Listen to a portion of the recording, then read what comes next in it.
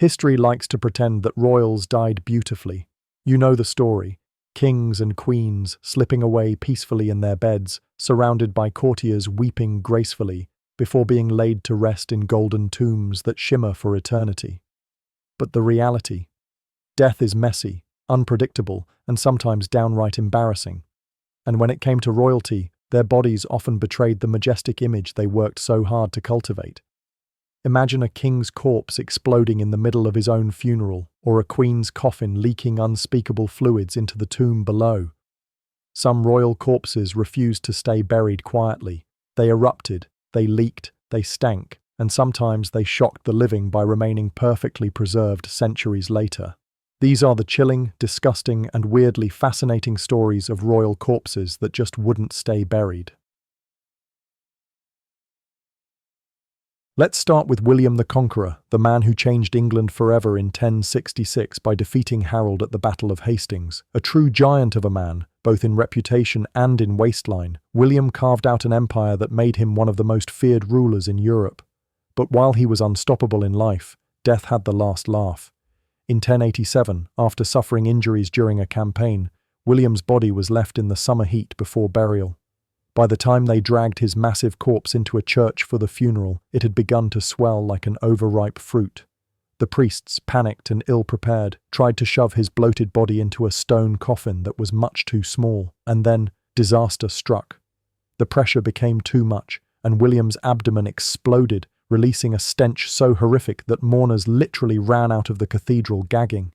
So much for the glory of the Norman conquest. In the end, the king who conquered England couldn't conquer his own corpse. Now, Queen Elizabeth I, the Virgin Queen, the mighty daughter of Henry VIII and Anne Boleyn. She ruled England with a sharp mind, fierce independence, and a flair for drama. In life, Elizabeth was obsessed with her image, covering her aging face with layers of lead makeup and surrounding herself with carefully curated portraits that made her look ageless. But in death, her body betrayed her in the most humiliating way possible. After she was buried in Westminster Abbey in 1603, her coffin began to leak foul, putrid liquid. And where did it leak? Directly onto the tomb of her sister, Mary Tudor, the very sibling she had spent her life overshadowing. Even in death, Elizabeth managed to stain Mary's legacy, quite literally. Visitors to the abbey even noted the stench and the dark stains that seeped through the stone. Imagine fighting your sister for the throne your whole life, only for your corpse to make one final, messy insult. Dark humor aside, it's a morbid reminder that even the Virgin Queen couldn't preserve her carefully crafted image forever. Some royal corpses, however, went in the opposite direction. Instead of decaying, they seemed untouched by death. Take Queen Louise of Mecklenburg-Strelitz, beloved wife of King Frederick William III of Prussia. Louise was adored by her people for her grace, charm, and beauty. When she died young in 1810, at just 34 years old, the kingdom mourned deeply. But decades later, when her body was exhumed, witnesses were stunned to find her corpse almost perfectly preserved. Her face still looked serene, her body intact, as though she were simply sleeping. Some whispered that this was proof she had been a saintly figure. Others said it was just freak burial conditions that had kept her body from rotting. Either way, her corpse became almost as legendary as her life. Unlike William the Conqueror's catastrophic send-off, Louise managed to remain beautiful, even in death. If anything, her body's strange preservation only elevated her to a near-mythical status. She was, quite literally, too beautiful to rot. Now let's move to Rome, where the corpse of Pope Formosus had one of the strangest second acts in history. Technically, he wasn't a king, but as Pope he was a sovereign ruler, and his afterlife deserves a spot on this list. After his death in 897, Formosus's enemies weren't content to let him rest in peace.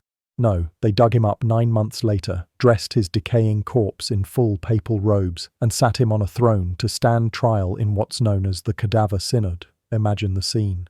A courtroom filled with horrified priests and cardinals, while the corpse of the Pope sat propped up, rotting, as accusations of corruption and misconduct were shouted at him.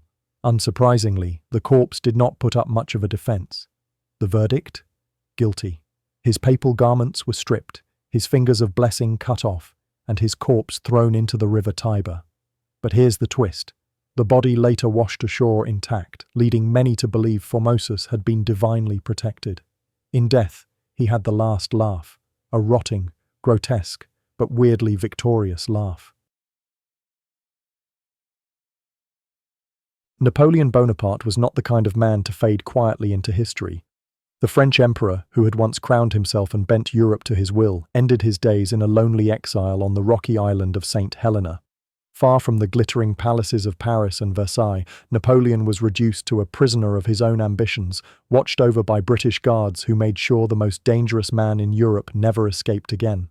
He died in 1821, most likely from stomach cancer, though some whisper that he was slowly poisoned with arsenic by those who wanted him gone once and for all. But Napoleon's story didn't end with his last breath. Nearly 2 decades later, in 1840, France demanded its hero back. His body was to be exhumed and returned to Paris for a state funeral befitting an emperor. The grave diggers who pried open his coffin were expecting bones, dust, maybe scraps of fabric. Instead, what they found left them stunned. Napoleon was still almost completely intact. His face was still recognizable, his hair still clung to his scalp, and his military uniform looked as if he had just marched out of a campaign. For supporters, this was nothing less than divine proof of his greatness. How could such a man rot like an ordinary mortal? For others, the explanation was far less romantic. Arsenic poisoning might have slowed decomposition, ironically preserving him like a morbid museum exhibit.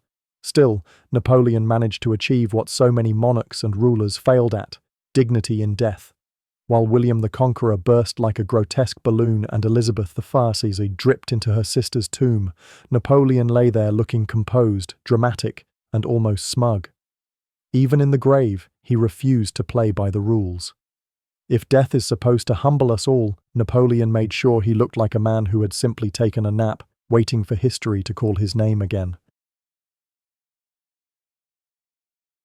And finally, Richard III, the last king of the House of York, killed in 1485 at the Battle of Bosworth. Richard has always had a dark reputation thanks to Shakespeare's play that painted him as a deformed, power-hungry villain. After his defeat, his body was hastily buried in a friary with little respect. For centuries, his grave was lost, and Richard became a sort of ghost king in England's history. Then, in 2012, archaeologists made an incredible discovery. Richard's remains were found beneath a parking lot in Leicester. His skeleton revealed the truth about his scoliosis, confirming he had a twisted spine, though not the monstrous hunchback of legend. It also bore the brutal marks of battle, slashes, blows, and wounds that told the story of his violent end. Richard may not have refused to stay buried in the traditional sense, but his rediscovery forced the world to confront the truth about a king long vilified. In a way, he clawed his way out of obscurity, from a forgotten grave to international headlines. Not bad for a monarch buried under a car park.